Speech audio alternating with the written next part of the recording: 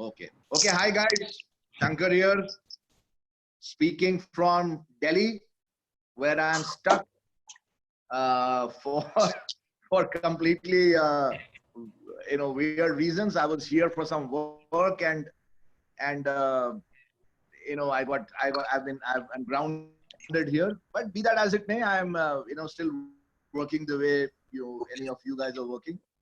And it's been a pretty busy period thanks to all the market ups and downs, volatility that we have seen in the last 1 month, 1.5 months because of the COVID situation. So, in the last, let's say from the middle of February, actually, not from March, is for us at least. I remember around the 10th or 12th of February, I was sitting down with my people in Mumbai and we were going through everything. COVID had just kind of started to come and come into some degree of prominence. And to put it in context, what we saw in 2019 was a absolute blowout year for pretty much all asset classes across the world. So if you see equity markets in the world, so Brazil was up about 40%. Russia was about 50%. You had US up between 28 and 35, 37%. You had even Spain or most of Europe, which was up between 25 and 29, 30%. Most of Asia did quite well. The only market which really did do well was India. And India was at the bottom with about 8 or 9% returns in 2019, while the rest of the markets, even MSCI World, which is the global average, returned at least 20, 25%. That was the kind of massive bull market that we saw in 2019 for our own local problems. Now, when we entered 2020 and we were sitting and looking at data, and then this COVID thing started to come out sometime by early February, and then in India we had the budget on February 1st, which was a complete washout and a complete non-event because the government really didn't do anything at all to stimulate growth, which now we may have forgotten had already plummeted to a 20-year low of around 4%, which is not believable. It's probably lower than that. So the general expectation was that the government would announce some, big stimulus package or increase the budget deficit and all that to stimulate growth. None of that happened. So markets were anyway a little, weak going into the COVID situation. And then when this was happening, so we sat down, saw the data, and it just, struck me that this is the tipping point for the world and for India, wherein we are going to see a very, very deep and damaging problem. And it would be like several times worse than 2008.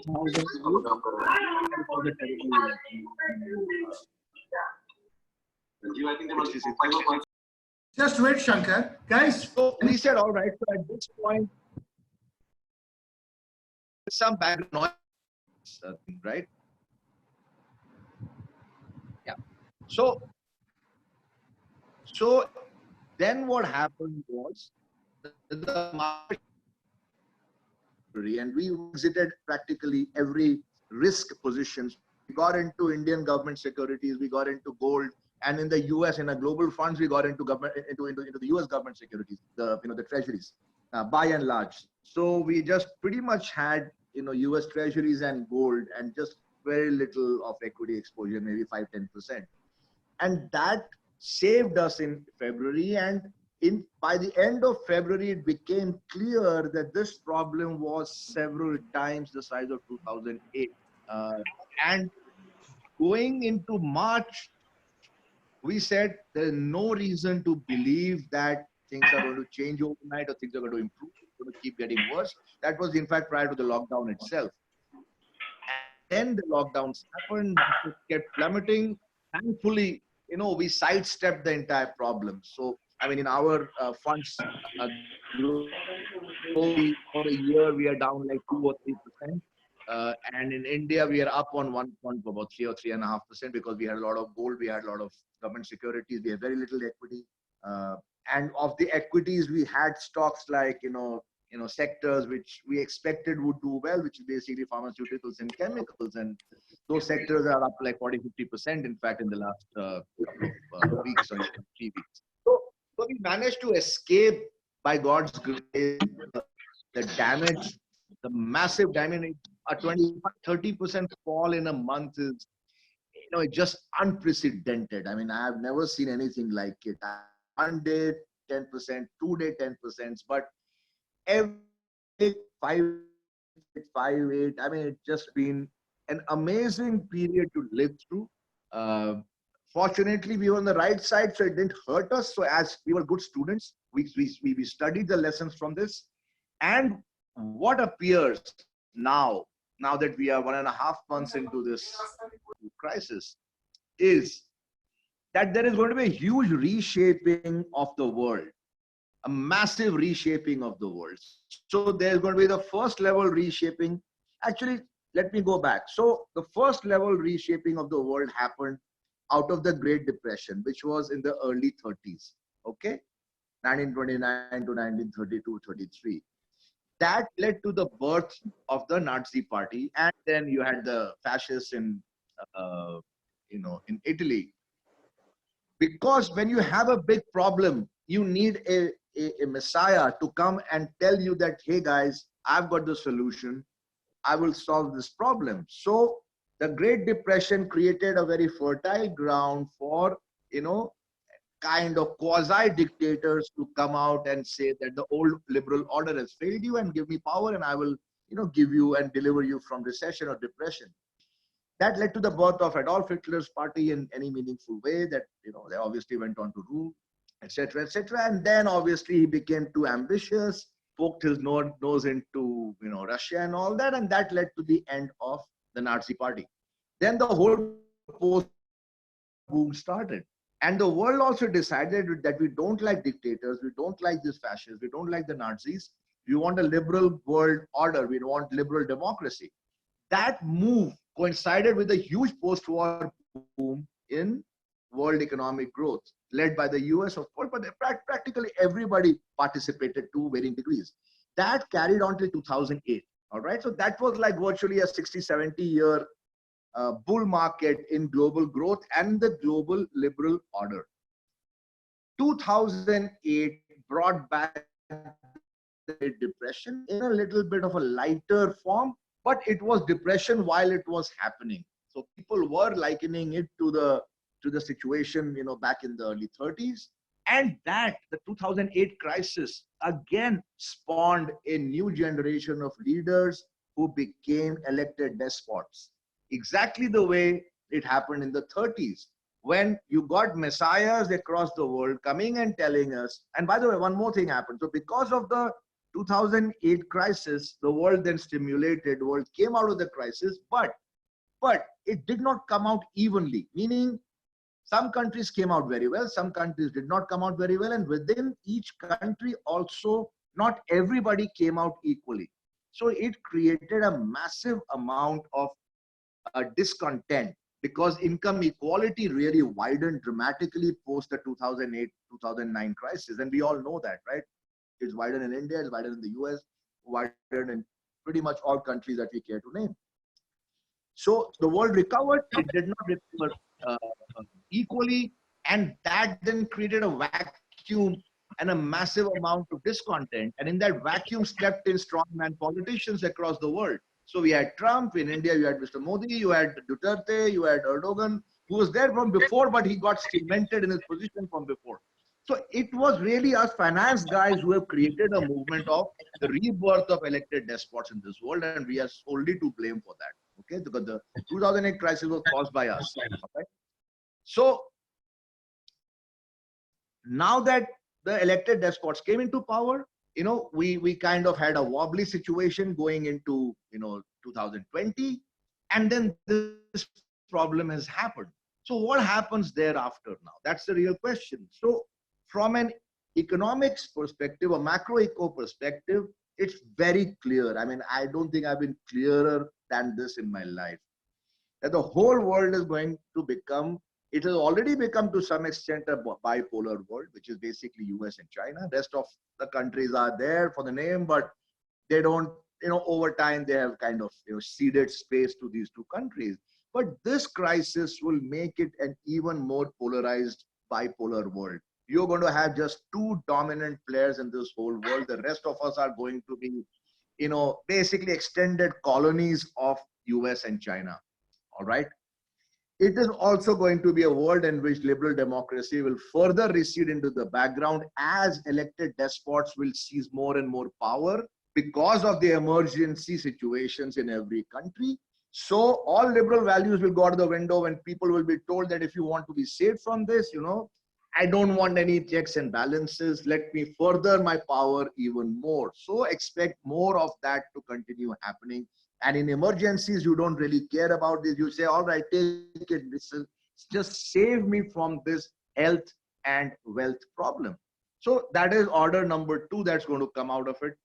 Order number 3, just a handful of companies are going to keep getting bigger and bigger. Large parts of the world's small businesses are and will be wiped out. I don't see much way in which, barring the US, which will obviously have the capital to revive them, and China, which again has the capital, for large parts of India, smaller companies will just, they're already hurting. Prior to this, you all know the problems in the small and medium enterprises in India. It will further exacerbate already sliding situation for those companies. So therefore, in the world, you will have a far more concentrated economic power, corporate power, than was there before. It was already highly concentrated. In India, it had become very concentrated thanks to the two phenomenon of demonetization and GST, which basically, killed broad economic growth. So you had a large part of the informal economy being hurt very badly. When they get hurt, obviously that capacity or that business flows to the organized players. So you have Asian Paints, or you have, even the food companies, or, all kinds of companies getting share away from the smaller companies, becoming stronger and stronger. And if you see globally, even in the US, the share of profits of total corporate America coming from just a handful of companies. I forget the data, but just like 200 companies contribute pretty much all the profits of corporate America. I mean, that is an amazing level of skewness where you have like hundreds of thousands of companies. 200 companies are pretty much all that corporate America earns by way of profits. And it is the same thing in India. So the world is just going to keep getting more and more concentrated, polarized in terms of political power, in terms of global economic power, and in terms of corporate power. That's the three clear trends that I see coming out of this situation. And we are not finished yet on this situation. Nobody knows how far and how deep this will go, but I don't see anything, the 3 trends that I outlined. I mean, just to give you an example, so we went out and bought US equities aggressively on March 20th to 22nd. I actually tweeted about it. I thought this was the bottom for the NASDAQ. The NASDAQ now, as of yesterday, is almost flat for the year. It's just down, I think, a couple of percent after being down for more like, 20, 25% in the middle of March. From there, it has recovered so much, there's hardly down for the whole year. And in this period, Amazon has hit a new high. Netflix has hit a new high. There are so many companies that DocuSign has hit a new high. Many Chinese companies are about to hit new highs. Alibaba has hit a new high. Highs. This in a bear market of staggering proportions, I can tell you, dominant companies going on into the future because they belong to America and to China, all right? And their data is speaking loud and clear. So what happens to a country called India? Unfortunately, this is a perfect storm for India. It has come at absolutely the worst time. If ever India had to have a crisis, this is absolutely the worst time to be having a crisis. Because remember one thing, when 2008 happened, the preceding year, 2007, India had grown 10%, 10% GDP growth with under 1% fiscal deficit. So India on a macro basis was in the pink of health, and on a corporate basis, Indian companies had enjoyed 4 or 5 years of amazing economic boom and therefore were fattened with huge profits and huge margins, because of which corporate India survived the 2008 crisis very well. And more importantly, as a country, we emerged virtually with no scars of 2008. India actually came out of 2008 the best by far of any country in the whole world. Within a year, India had gone back to 8.5% GDP growth. India did not do a lot of stimulus because the economy was already intrinsically strong. So it just needed to do some excise cuts and stuff like that, but it didn't like really pump prime, to the extent of 5% of GDP or something. The economy didn't require that. And, compared to other countries, India did not raise the debt levels. So India's public debt to GDP remained around 65-66%, even in 2008 and 2009, and even subsequently. So India was an exception. Basically, it just came out looking very, very good. Now the situation is exactly the opposite. India was already a struggling economy prior to COVID. It was already, like I said earlier, the 20-year low in terms of GDP growth. And GDP growth is a very broad number. We all know the actual situation at the ground across large parts of India, that the poor have gotten poorer, then the rich have gotten poorer, and now nobody has gotten richer. That's the unfortunate reality of the last few years. And that was kind of coming to a head, and then COVID happened. Now what is happening is a very worrisome situation. So again, government revenues in the budget of 2019, which was presented by the finance minister in July, had projected a revenue growth of 27% for the 9 months, the pending 9 months of the financial year FY 19-20. The implied revenue growth was 27-29%. Now imagine, typically revenue growth of government runs at about 1.5x of nominal GDP. All right. So if the nominal GDP was assumed to be, whatever, 10 or 12%, you were looking at a 15, maybe 17% growth in revenues. How on earth were the finance managers of the country forecasting revenue growth, which was something like, 2.5 times that of your nominal GDP growth? When I saw the numbers, I said, I don't know what they're smoking. This number cannot be met. It's impossible. Now, so by December 2019, which was 3 months back, the numbers that the government needed to get in terms of government revenues for the remaining 3 months, which is Jan to March 2020, the numbers that the government needed to deliver on revenue growth was more like a 70-80% growth. They basically, in the first 9 months of the fiscal year, the revenue collection was, I don't know, but maybe 30-35% or something like that. So basically, you're looking at 3 months to give you 70% of your annual revenues, which is ridiculous. You do get some skewness, but that kind of skewness was just completely insane. Now, if you look at the government fiscal situation today, it is an absolute bottomless pit, because your GST is gone to, I don't know, you can take any number for, this month or two, you're looking at like maybe 70,000 crores, maybe 50,000 crores, something like that, where you need like 100,000 or 100, actually more like 115,000. In just 2 months, you're racking up a deficit on the revenue of around maybe 50,000 crores, or maybe even 70-80,000 crores. I mean, the government itself needs a bailout. Forget about it trying to build, corporate India or the poor or who else wants a bailout. The government itself needs a bailout. And Somebody asked me that, what is the finance minister doing? What is the prime? Why are they coming out and announcing a stimulus package? And I said that I think they're very smart, because if I were them, I would not be anywhere near a television camera, because I have nothing to give them. I have absolutely nothing to give you. You have to figure it out for yourself, because the government's fiscal situation simply does not allow that. We are not the US, we are not China, we are, a struggling third world country. That is the reality. These kinds of countries cannot bust their sheet in doing large scale stimulus. It's not possible.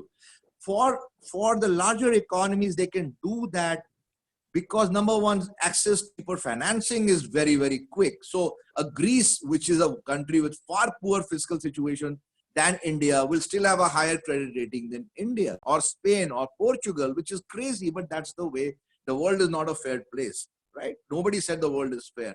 So third world countries, Asian countries always have the problem. They have to go to IMF or whoever is there to give a bailout, or even the G20, and make their case. While if it's a European country going bust, overnight financing will be cobbled up and given to them. So those are the realities of the political system in the world. So India has no bullets to reflate or even save the economy, but it gets a little bit more problematic. The banking sector in India is quite another problem area. And that's important for all of you to understand. Most of you on this call might be connected one way or the other to the banking and financial services space. If you look at the unbridled lending that has happened in the last few years by the private sector banks, because public sector banks usually don't do consumer loans, they used to do infra loans, which obviously have hurt them big time in the last 5-10 years. The scale of lending by these banks to consumers has been staggering. And now what is happening, and plus what they could not do directly, they used to lend to NBFCs. So I think I was looking at the data that, in fact, I was talking to one bank, and one senior banker, he told me that his bank has lent to 78 non-bank finance companies, which are Indian shadow banks. 78. The total outstanding by the Indian banking industry to NBFCs, the shadow banks, is something like 12 lakh crores. 12 lakh crores is something like 30-40 billion dollars, something like that. So actually more, sorry, 12 lakh crores is over 150 billion dollars. Yeah, that's the scale of lending done by Indian banks to the riskiest end of the market, which is non-bank finance companies. What are the non-bank finance companies? They are the bankers to people to whom nobody is willing to give a loan. So you will borrow at a higher rate from a bank, and you will lend at an even higher rate to a guy, a real estate guy, or a promoter who nobody wants to lend to, or ESOP funding and all kinds of crap credit. That's what you do. And guys are willing to borrow at 20% or 22%, which is ridiculous. I mean, in my company, I've always faced a lot of pressure from my people that we are too conservative. We should always, use balance sheet and do balance sheet business, do credit and all that. I say that, guys, I'm in my mid 50s, and I don't want to spend the remainder of my life trying to, dodge my banker or trying to recover monies from people by stopping them at the airports. So that's not the vision I have for the rest of my professional life. It's a crap business. Banking itself is a very, very risky business. We have never liked it. But on top of that, you have the NBFCs. So between the banks and the NBFCs, you have had a huge credit explosion in India. Then you have COVID.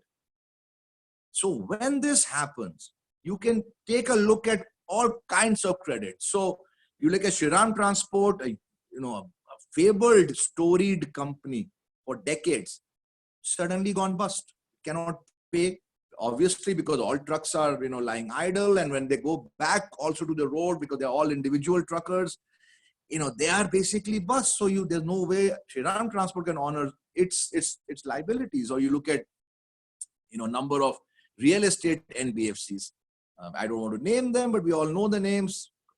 They are basically bust because you have very short-term liabilities and you've lent long-term to all kinds of, sort of credit-starved areas of the market. And, I don't think any real estate guy is in any position to pay anything at all for a long, long time. And it was already hurting. So remember, none of this is caused by COVID. NBFCs were in trouble even 2 years back.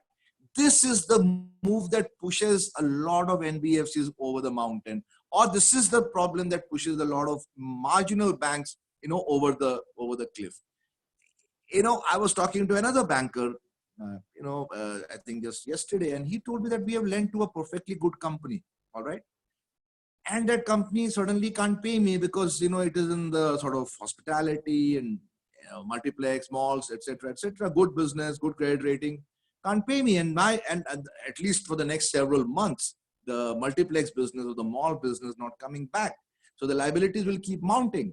And then what do I do as a bank?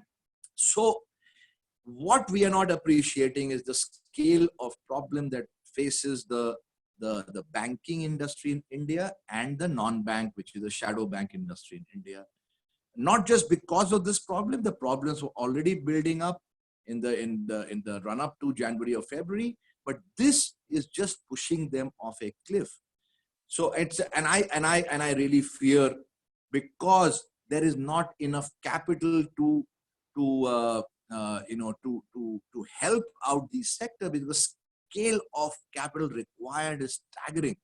And RBI has been denuded of its reserves. We all know that. Something like 25, 30 billion dollars were taken out last year, another 10 billion before that, and then 10 billion later. All the reserves are gone. So just one example is Yes Bank. People from India know that. People who are not from India on this call. Yes Bank was a hot private sector bank which had a great run and then basically went bust, about a year and a half back. And, of course, what the kind of stuff they were doing, they were going to get into trouble sooner rather than later. And of course, I've known Rana for a very long time. I should tell him that, this is not the way to run a bank, but, the stock market forces you to do things which, ordinarily you would never do when you're just sitting sober, in your room. But markets pressures, that you just have to do all kinds of crazy lending. But anyway, so they went bust. Now a recapitalization was cobbled together by the RBI and the government, in which around maybe 20,000 crores, which is about, $2.5 billion, $3 billion, was cobbled together from State Bank of India, India's largest public state-owned bank, and then the largest insurer, which is LIC. And then they got in a few of the private sector lenders also to pitch in with some money, a couple of thousand crores each. It was a good thing. There's no reason why only the state should be bailing out a problem bank. Even the private sector should step up and, do their bit, because they all had market caps of 3 lakh crores, 5 lakh crores. It's time to part with some of that. So that's fine. That's done. But this was done prior to COVID. Then COVID struck. Now, Yes Bank is a bank with a asset book of, I think, about 250,000 crores, which is around, $40 billion. All right. Now, after COVID, how much of that $40 billion is still good? Take a guess. In my view, you're looking at like a situation in which maybe at least 10% incrementally has gone bad. People tell me it could be a lot more than that. It's maybe more like 20% has gone bad. So you need capital for that. So that's 20% of 8 billion, of $40 billion, $8 billion. Where is that money coming from? Right? Understand, for one bank, for just one, and that was not the largest by any stretch of imagination, it was still a smallish bank compared to the other behemoths, you are faced with a bailout which is grossly inadequate right now. What you need is probably a number, 4 times as big, but there is nobody who has that kind of balance sheet left to bail out even a second tier bank like Yes Bank. God forbid what happens to the larger ones when they. So I don't want to sound alarmist, but I talk to people. I know a bit of data. That's what I get paid to do. We, by the way, as asset managers, we saw this coming. We didn't have a single bank or NBFC in our portfolio. Not one. Okay. In January, we were out. We said, in fact, I tweeted on 1st of January saying that everybody and his uncle are in banks and NBFCs, and this is a crowded trade. And when it unravels, you will not get a chance to get out. And so, we practiced what we preached. We exited. But that's just us. But that doesn't solve the problems that confront us as a nation and as an economy. So how do we come out of it? I think the only solution I see is that the currency has to go. India has to really take a big devaluation to push the currency to maybe 85 or 90. Should bring back some degree of exports, some degree of import protection. Remember, everybody in the world is hurting. So it's only the stronger balance sheets that will survive. That's always the case, whether it's in a corporate setting or in a macroeconomic setting, that it's only the rich, who have not rich, meaning that you've got a lot of debt, but rich without debt, that survive any crisis. And in this situation, India is not in that list, unfortunately. India was in that list we got out of that list. And therefore, for India, it is an uphill climb, which is why, and markets are not always very smart. I can tell you, it's a confession that markets more often than not can do very silly things. But in 2019, India was the worst performing market, or one of the worst, bottom 2 or 3 markets. In 2020, January till date, India is, I think, the last market in terms of performance, bottomist, followed by Brazil. All right. And on the top, you have America, you have China, you have Switzerland, you have Malaysia, and you have some other countries, which are down between 3 and 12, 14%, while India is down about 25, 28%. So that the markets are telling you a story. They've told you a story in 2019. They're telling you a story now that the macro situation for these 2 countries, and Brazil, I don't exclude Brazil. I basically look, market is telling you this, that these are countries which are weak because they have huge deficits. India's deficit, state and national combined, is 8%. Brazil is like between 8 and 10%. These countries don't have the firepower to survive this. The countries with the firepower are doing relatively better. Markets have made a very clear distinction so far with their performances. So outlook for India looks extremely challenging, to say the least. We will require some very good thinking by the government. They need to get good brains. Indians are one of the most brilliant people in this world, but it cannot be a country which is run simply on the basis of announcements. We need very deep thinking and then even deeper execution of those ideas to get India out of the hole that it is in right now. It was already in a hole. This is now an absolute well. That is the reality, gentlemen. I'm happy to take questions. Shankar, thank you very much. First of all, I should congratulate you. Within 10 minutes of your talk, we breached the 100 number, and many people are PMing me that they want to come in, but we had a limit of 100. So thank you for this outstanding response. So I'll just first ask Dinesh Singh. Dinesh, you can ask a question. Nikhil, I can't hear you very well. Can you hear me now? Yeah, it's a little low on the... Can you hear me now? Hello? Volume is Shankar, very you low. may need to adjust your own volume because we can all hear Nikhil. I think your volume you have to, yeah. Shankar, aapka volume bada do. Can you hear me all right?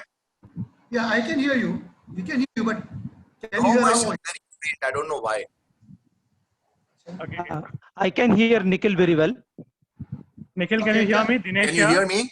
Yes. Yeah, one second. Yeah, Dinesh. Shankar, Natarajan here. I can hear Nikhil and Shankar very well. All right, Shankar, fine. can So you- I'm just going to hold my mobile close to my ear, so you may not be able to see me when you ask the question. Yeah. Okay, so the first, Dinesh, go ahead. Dinesh Singh. Yeah. Shankar, in your estimate, when do you think our GDP will again hit the 6 to 7% mark? I'm saying growth, GDP 6 to 7%. Is it provided government takes all those actions, 12 to 18 month time frame, or a timeline of 18 to 24 months? Some idea you can prognosticate or throw some idea on that? Okay, so the answer to that is simple. Right now, GDP estimates for India vary between +2% to -4%. All right. So right now, forget about growth. We only need to focus on containment. Remember, I mean, in life, growth is not like a, it's not as if growth is a given. It's not a birthright. You have to work towards it. You have to make that happen. And right now, given the situation, to just give you a simple example, all right? So roughly a 2-month shutdown, right? That's what more or less we can agree upon. That's roughly $250–300 billion of lost output. That's the scale of problem. Now, to save that output, how much do you need? Will $1 billion work? Will $2 billion work? Guys, you're talking about a massive problem. We are throwing peanuts at it because that's all we have. So 6–7% growth is a bridge too far. We should recalibrate our thinking as investors, business people, entrepreneurs, even professionals. I mean, I know of people who are getting laid off. All right. So Times of India laid off the entire Sunday edition department. People are tweeting that I have worked with them for 25 years and I was asked to go. That's Times of India, Sunday edition, whole department gone. So brace for a new reality. There is always a hope trade, but life doesn't work simply on the basis of what we think it ought to be. We have to work on the basis of what it appears to be. And it's like, I'm a cricketer. When I look at a pitch, I have to decide whether this is a 300-run pitch today or is a 150-run pitch today. Today's pitch is more like a 100-run pitch today. So if we do 20 not out, I think we are very good. Natarajan, shoot. Natarajan. Hi, Shankar. My question to you is that if you were the person who are going to prescribe a dose of medicines to the economy, what would be your first top 3 steps so that even to hit the 2 to 3% growth rate, we need something. So what would be the 3 or 4 steps that you would take? So first and foremost, I would definitely go out and target the relief to absolutely the poor. Okay, so I would push. I have got limited bullets, right? So I have to revive the rural economy. Okay, that is first and foremost, because in 2008, it's important to know how India came out of the 2008 problem. And the reason why it came out of well was because the government put a lot of money in the hands of the rural poor, which of course caused inflation later on. Or whatever medicine you take will have side effects, right? There are only least worst options we have to see as policymakers. So yes, I need to talk. to put money in the hands of poor, inflation, happened a couple of years down the road, but that's okay. You saved the country. Right now, exactly the same thing needs to be done. Put more money in the hands of the poor. That is number one. Number two, go out there and save the financial sector at any cost. Save it, because this will snowball into a major macroeconomic crisis. You have to move now. You cannot even wait for tomorrow. Go to the main banks, the systemically important banks, get a proper, review done, sit there in their offices, give them cash. Because there is no other way you're going to save the banking system. Those 2 things I would do like yesterday.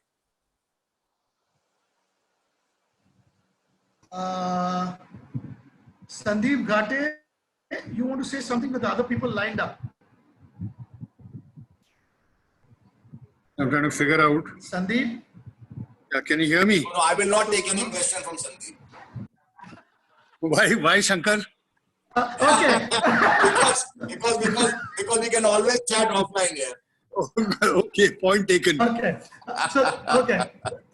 Thank you, Shankar, for, I mean, it was a Hobson's choice for me. Thank you. AK, go ahead, AK. Yes. Hi, Mr. Shankar. This is Ajay. So I had a Hi, quick hi. question. Thank you for the great, overview on the macro conditions and the equity markets. I just wanted to check with you. So there's a lot of, uncertainty on the markets and the economies overall. So does it make sense for retail investors to go for staggered entries? I mean, while the larger houses can do lump sum investments, but do you think the time is right now, or should we wait more? Well, the answer to your question is, I call the SIP because I suspect you are the Yes, yes, I absolutely. call it slow investment poison. Okay. All right. So, because for the last 10 years, if you look at your SIPs, I don't think you are making money. No, not at all. Correct. Yeah, You're yeah, not even beating fixed deposit rates. yeah. So all 5 years And are forget about gold. Gold is up 69% from last year. correct. Correct. So, there is the biggest problem that faces investors today in India. Okay. That the people advising you have a vested interest, have vested in pushing you towards equity, Okay. despite the fact that barring some parts, just buying the Nifty has not helped. All right, you're not even beating Right. fixed deposit rates. Right. So Hello. all the kind of marketing Ajay, go on mute, basically please. has led people into putting money into equities at the expense of all other asset classes. So investing equities is good. I made my life out of it. But it is, first of all, it is a asset allocation that is important. That do you need to put everything into equities? How much is gold? How much is, debt? How much in debt is government securities? We need to have a pie chart of investing, number one. Number two, and very important, it is high time all Indian investors started to invest abroad. Okay. So for example, last year, okay, we have maybe like $500 million of Indians, of capital from Indians invested abroad, on which we delivered, I think, between 35 to 40%. This year itself, while we are down only 2%, while in India is down 25%. You need to be diversified globally. So India is not the only market in which you should play. You need to expand the scope of what you do. Obviously, get good help. You don't just go out there, because it's tough enough to invest in India, forget about the world. But done right, you need to go outside just the India mindset. It's extremely important. Sarosh, Nicholas. Yeah, Sarosh? thank you. Yeah, hi, I'm Sarosh. I'm from the class of 2016. I just had two questions. One was about the banking sector. I mean, we've seen, what's happened to Yes Bank. I kind of wanted to get your views on IndusInd and Bandhan Bank also. I think they've been hammered pretty badly over the last 6 months or so. That's number one. Number two is generally about Indian market valuations. I think for a long time now, Indian markets have been, I don't know, I think they've been trading at maybe 20 times earnings or more. What are your views on that? And even coming back to the kind of recovery that we've seen a 25% kind of recovery since March 23. Is that, in your opinion, how do you see that? Is that justified? Okay, so what was your first question? But Bandhan Bank and IndusInd Bank, are they? They've gotten hammered in the last. Okay, so it's very simple. And I've been a banker, so I know a bit about banking. When you are a new bank, okay, you cannot scale very easily or very quickly. It takes time, because you need branch networks, you need branding, you need advertising spend. Otherwise, just going out there and getting that business is very, very hard. So what is the easy way? The easy way is corporate lending, right? Wholesale lending. That is where usually you run into problems. For all the banks that have gotten into major problems, it's that end of the market. Or the other end of the market is your extremely small end where the Bandhan banks of the world are playing, which again, the cost of recovery, because you're giving very, very small ticket loans. So when they go bad, and every loan can go bad, just the cost of recovering them is extremely difficult. Okay, because then you're looking at small ticket loan. As long as they're being serviced, they are good, but they can go bad in a situation like this. So banks in general, like I said, I don't like as a business. I think it's a third-class business. There's hardly one or two banks which can hold their head above water. By and large, most people run into trouble at some point. So that's the answer to that question. Second question, you're talking about how expensive the Indian markets are, correct? Yes. Is that your second question? Correct, sir. That is my second question about valuations and how expensive they are. India has been an unjustifiably expensive market because there have been no earnings growth for the last 5 or 6 years. It's been between 0 and 5%. And the reason why it has been so abysmal is because you've had very poor GDP growth. And more importantly, you had very low nominal GDP growth, and usually earnings growth mimic your nominal GDP growth. So, and most of the earnings growth in India were coming from banks or the BFSI sector. That sector being hit like what it is, you are not going to get any growth at all. In fact, you're going to get a contraction. And banks were about 40% of the Nifty's weight. So when that starts to unravel, then the Nifty can go a long way before it stabilizes. To answer your third question about this, so-called rally from the bottom, when you have a vertical fall like what we saw, vertical rallies inevitably happen. They happen, like night follows day. Okay, so we should not try to read too much into this. Most of the banks and NBFC remain in deep trouble. What will be okay will be relatively more defensive sectors.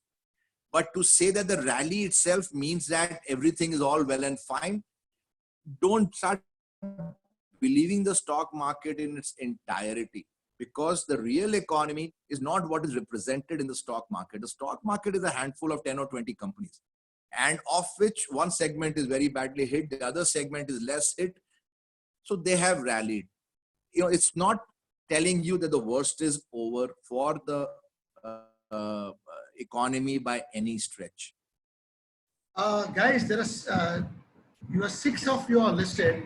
I request that you only ask one question, because otherwise other people will not get a chance. So limit your questions and make it as concise as possible. Pramurto, you go next.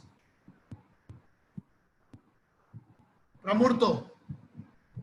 Hi Shankar, Pramurto here from MBA 2011. I know it's a little bit out of your normal course, but what do you think about the Indian startup story? Is it under serious pressure of collapsing? Without doubt. So it's very simple. The startup story was basically working on the basis of the greater fool theory. There were companies with all kinds of nonsensical business models, and many used to come to meet me. I like to hear everybody's story because that's my job, right? But I never found anything compelling, in practically any of them. A lot of them were just copy and paste of similar models in the US without adjusting for a far lower per capita income or several other macro and micro factors. They're all running on the basis of VC money pouring in, and in particular SoftBank money pouring in, because the hope was that at some point you can flip it out to SoftBank and go home a very rich person. But startups don't have business models which are robust enough to last out a situation like this. Okay, they have business models that are good in good times. Because, you're burning cash, you need a steady flow of cash to keep you afloat. And, situations like this, cash is the last thing that any investor is going to put in you. So it's a big problem situation for the startup community, without any doubt. It's a problem for even established business houses. Businesses that have been around for decades are facing extinction, let alone a couple of 2-year-old and 5-year-old startups. I mean, they will be very lucky to get through this. Even the so-called well-funded ones, like the hotel chain or the cab chain or whatever they themselves will be in trouble. Sandeep Mishra. Sandeep Mishra. Sandeep. Hi, Shankar. Hi. Sandeep this side from MBA class of 2020. Thank you for the entire overview of the market scenarios, future, past, and present, whatever it is. I'm actually wondering, I've been growing into this uncertain market since 2011, and all those areas of investment where people were actually making money, I don't know since when. For example, SIPs, equities, shares, banking system, and NBFCs and real markets. I have invested almost in all the places, and to my utmost surprise, almost all the places I've been having failure. How do you look, what sort of areas or sectors we should focus on as a young investor or people who wanted to? In almost all the sectors? Almost, I mean, I have SIPs, I have shares, I have NBFC's investment in DHFL, I have something into one small Noida apartment, something of this sort. But all the investment areas, they are all doomed out. No money at all making. So which areas of investment do you recommend, or do you say that we should be more cautious, protective, looking forward to? You should avoid investing in India only. India should not be more than 30-40% of your investment pie chart. 50-60% should be invested abroad. And there are legal ways to allow you to do that. If you want to know more, you can drop me an email and we'll help you. But just focusing on India is a one-way ticket to doom. Because in India, just a handful of companies are going to make money. There were already just a handful. Last year's 9% move in the Nifty was contributed by something like 9 or 10 companies. Broad market was still down and hurting. So you need to be thinking a little wider rather than just focusing on India. Ranjit,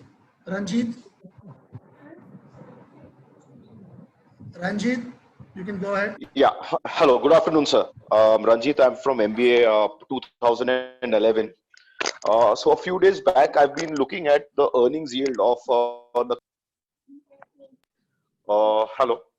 Yes, I'm here. Yeah, of the BSE 500, and I was comparing it to the last crisis probably we faced, like 2008. Like you said, India came out unscathed from 2008, and I was just comparing the earnings yields of these companies from 2008, and I found that on a trailing 12-month basis, so which hasn't even factored in the COVID-19 pandemic yet in earnings of companies, we are still nowhere close to the earning yields that the companies were trading at in 2008. So that sort of gave me a feeling maybe the markets haven't really. Do we now, considering we live in a more globalized world with each investor, competing with FII money, mutual fund money, direct institutional investors, and obviously the discount rates considered abroad or outside India, a lot different from probably traditionally what we have been taught. You have the risk-free rate of your country, you add in an equity risk premium for that, and you come out with a rate to sort of discount cash flows and come to a valuation of a company. Ranjit, can you keep your questions short because there are many in the line? So yeah, so please. Yeah. So what's your question? So what's your question, Ranjit? Ranjit, what's your question? You're on mute, Ranjit.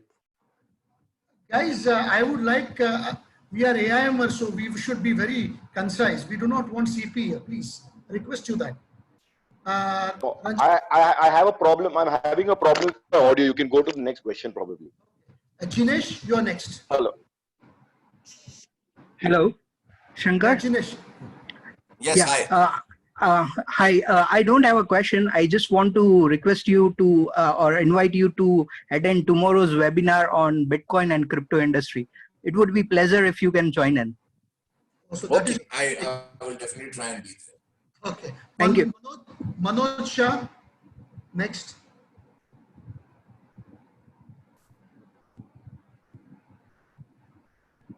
Manoj. Hello, Manoj. Anil Abraham, you can go ahead.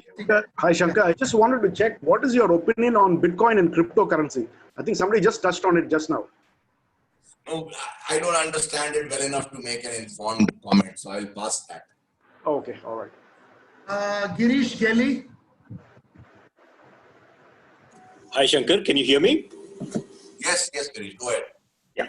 So, Shankar, I had a question. So, after this entire episode, what do you think will be the major changes in consumer behavior and maybe even the investing behavior of investors like private equities and institutional investors? So it's very simple.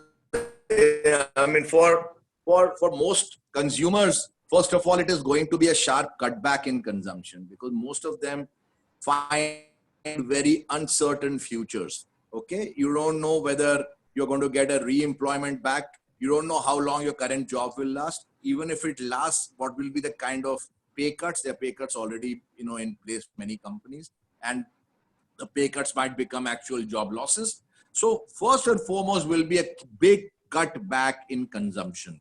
People will not take risk by spending whatever money they have. Second will be big. I don't think people will go out there and take consumer loans the way they do this.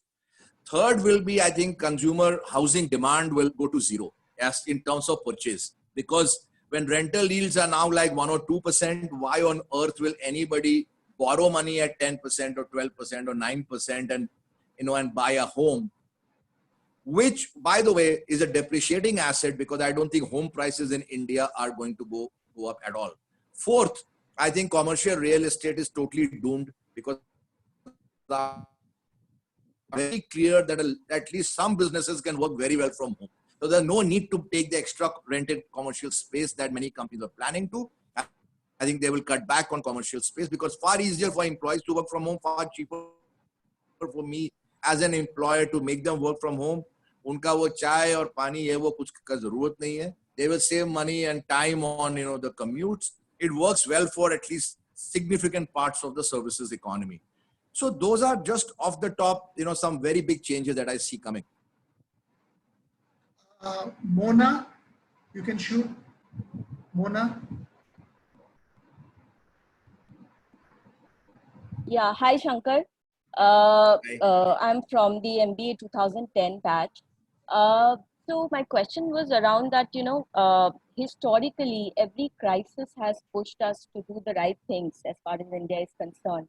So could this lead us to some of the structural reforms like those in the banking space or land reforms, which will ultimately lead to, a job creation and a structural improvement in our GDP levels? So see, the 91 crisis in India was a wake-up call for India, the reason why we enjoy everything in India today is in some part because of the 91 crisis, which led to the liberalization of 91-92.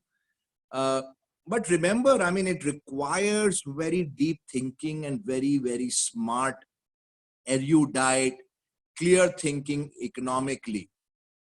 Now, if today we can get that, I think we'll make something good out of it. But by the looks of it, we don't have great depth in economic thinking in the powers that be today. So today it is more the politics of the crisis rather than the economics of the crisis. And maybe that is what is good for the government, that politically, if it does okay, I think that's what matters to them. But one should never let a good crisis go waste. One must actually use a crisis to to do very difficult things which otherwise would not be possible. But I don't see that happening because there is not adequate staffing of the economic think tank in the government. Guys, we are already over time, but knowing that, Shankar, there are 3 more questions. Is it okay with you? I'll take them. Okay. So Vivek Kejriwal goes first, then it is Anuj, and then it is Saurabh Butler. After that, we close our question answer session. So Vivek Kejriwal. Thanks. Hi Shankar, Vivek Kejriwal, MBA 2008. I will pick up the thread. Actually, that was the question. You said each crisis should not go waste. Consumption will go down. Per capita will go down. What are the sectors or the economy hotspot we should be looking at where we can expect growth, or as an entrepreneur or as a businessman, you should consider investing or building for the future? So I'm going to lie down now. I've been sitting on my bed for too long. Okay, guys? So, okay, I will repeat that again. No, I've heard you. So it's very simple. Anything that helps people work from home, I think, is a hot business. So you need to focus on that as an entrepreneur. As sectors to invest in, obviously pharmaceuticals will do well because for a variety of reasons, not in the least because the US might be a little bit more lenient towards Indian pharma. So that that will definitely help the overall pharma sector, which has been hurting big time for the last several years because of all the FDA problems. I think that might get improved now for sure. So if you look at Amazon or Netflix, what are they doing? They're giving you ways in which work from home can work, right? So it's e-commerce, or it's net, AWS, or it is movies and all that. So figure out your game if you are in that business, because I think work from home businesses that people not traveling are all going to be very, very significant things you will see in the future. Girish had asked me a question. Girish Gelly, what about investor behavior? Investor behavior will change, meaning that more and more people will try and leave equities for better pastures in some other asset classes. That will be a mistake if you do it without thinking. But to say that equities are the only thing one should do, that's not wise. So one must look at global investing, one must look at Indian investing, but done well. Everything can be done better, everything can be done worse. And one must look at a pie chart rather than a single track approach that is only equities. Anuj, you're next. Okay. Hi, Shankar. This is Anuj from MBA 2011. It'll be good if you can share your views on the debt market, specifically in the shorter term and the long duration. So are you talking corporate debt or are you talking government debt? More from the perspective of as an investor for the debt funds, considering the bonds, it could be corporate bonds or the government securities. No, so I'm not going to touch any corporate bond with a barge pole. So anybody, any fund which is investing in corporate debt, I have no interest in looking at it, because I think this corporate debt in India is absolutely toxic. It is going to be a big problem. Companies are not going to be able to honor their commitments. So the only debt, if I want to own any debt in India, it has got to be government securities. But that to remember, there is going to be pressure on prices there. Yields will rise because the government's deficit will, grow quite rapidly. So, because of that, markets will want a higher and higher yield. So it's the least worst option in the debt market is the GSEC market, but definitely not corporate debt, irrespective of which corporate you're talking about. Okay. Saurabh Butler. Thank you. Saurabh. Yeah, hi Shankar. My question is that do you think it's the best time to go for the real estate investment considering the lowest valuation they are at right now? No, don't even think about it. Okay. I have lived in Dubai for 10 years. Okay. When I walked in there, in 2009 or 10, people told me now it's just coming out of the crisis, prices are down, you should buy. And I said, there is no way I am buying anything. I live in a rented home, very nice home, but a rented home. My rental yield is 3%. My money earns me 12%.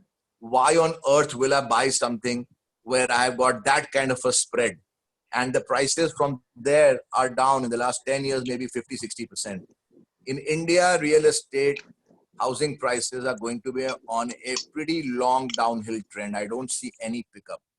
So forget about buying. You should be renting because you can get a very nice home for virtually no real cost, in terms of the yield.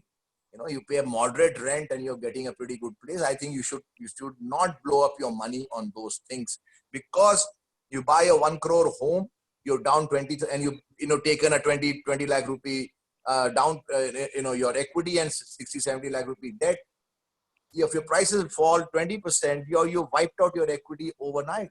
And that's going to happen. If not, that's already happened. So don't take any chances on real estate in India right now. If you want to buy good quality stocks, which are a few, buy some government securities, buy some gold, but forget about real estate. Before I Okay, end, can I ask one question? Yeah, please. Before I end, there's a Jugalbandi, so please go ahead. Pappu बोल. अरे यार लाख रुपया बचा है, उसको double करना कैसे करूं? ओ मकाओ जाओ, मकाओ. अच्छा हुआ खेलेंगे. बस वही रह गया है. No, but on a serious note, you think stocks like BHEL, you think stocks like IDFC Bank are worth buying now? No, Sandeep, no. Give it to the poor, you will at least get some blessings. अरे 30 साल वही किया है यार, कुछ नहीं मिला. अरे उसके चलते जिंदा है तू. हाँ. So anyway, as they say, the best is for the last. And Mr. Ghate was itching to go at Shankar Sharma. I'll talk to Shankar separately. I know he's in Delhi now, so I'll talk to him.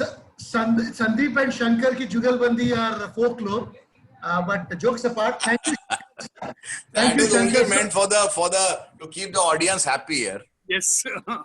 But I think Nikhil, one just 2-second prayer for Sushil, which we couldn't join in the morning. Yes. It was a real tragedy to hear this. So I think we can end on a very sober note.